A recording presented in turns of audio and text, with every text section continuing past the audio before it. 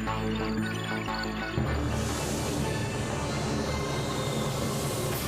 the meantime, though, July new home sales dropped 13.4%, while the median home price was $7,500 higher than in June. The question now is whether home prices are finally getting too pricey for some buyers. Joining us now, Shari Olefson, CEO of the Carnegie Group, and Tanya Marchiol, who's CEO of Team Investment. Ladies, good morning.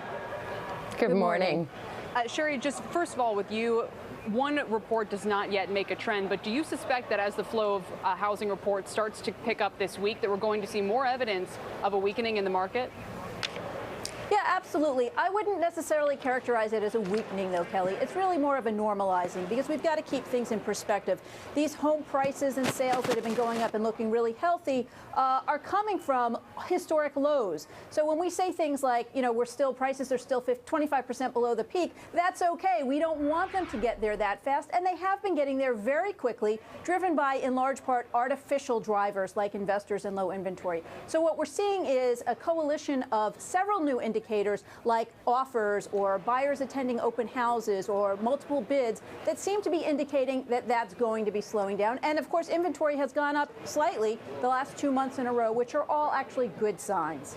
Well, and Tanya, this would seem to be an important test of the recovery that we've seen in the housing market and the extent to which there is a real foundation there. What's your view? Sure. So I agree with most of what she said, except for the artificial buyers. Investors are still very real buyers, and we have to look at that. Existing home sales were at the highest levels since 2009, which means that housing is still a driving force to the economy. And even though new home sales are down, and people are quick to blame that on the interest rates, we have to look at the other factors. New home sales need ready-to-build lots. So that has to go through a process. That has to go through plotting and permits and get ready to build. And builders had an excess inventory of lots where now they're in buy mode again. Shari, it's Brian Sullivan. You know, there's been a group of people out there that have suggested 4.5% mortgages will destroy the housing market simply because people stretch so mightily. Are you seeing that? Are we seeing people literally say, yeah, 3.5 I can afford, 4.5 I'm out? There are some concerns moving forward, especially starting next year, Brian. I think that the interest rates are a problem, but they'd have to reach 6 or 7% to be considered unaffordable. A bigger issue is going to be January 10th, 2014, which I actually just realized is my birthday, which is when the new qualified mortgages kick in under the Dodd-Frank Act. And it's going to get a lot tougher for average folks. By some counts, 20 to 50% of average Americans are not going to qualify the way those rules are written. So they keep getting tweaked. But, you know, the issue now with the prices is that investors have been driving up those prices based on what they can get for rental income. And we know rental income has been becoming more and more unaffordable. We need home prices to be based on income. And the problem that we've got with the overall economy is that wages and jobs are actually less healthy than they were before the bubble. We've got about 9 million people without jobs, and we've got average Americans, working Americans, earning less money than before. So home prices should actually be lower than they were before. Instead, they're being driven higher mostly by investors based on rental income.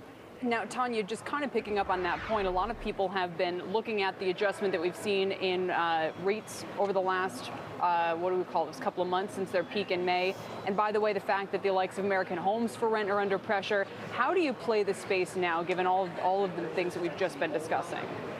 Well, that spike in interest rates is really psychological. When you're looking at a $260,000 purchase, a 0.5% spike from 4 to 4.5 only rescinds your buying power $10,000. So it's really not going to hurt the buyers, but it is a psychological barrier that we have to move past.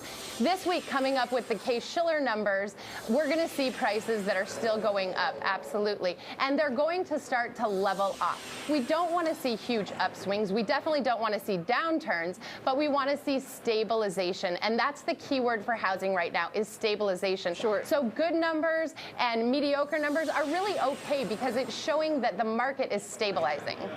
All right, got to leave it there. Ladies, thanks very much for your time this morning. Again, as we try and figure out what's next, Brian, for the housing market.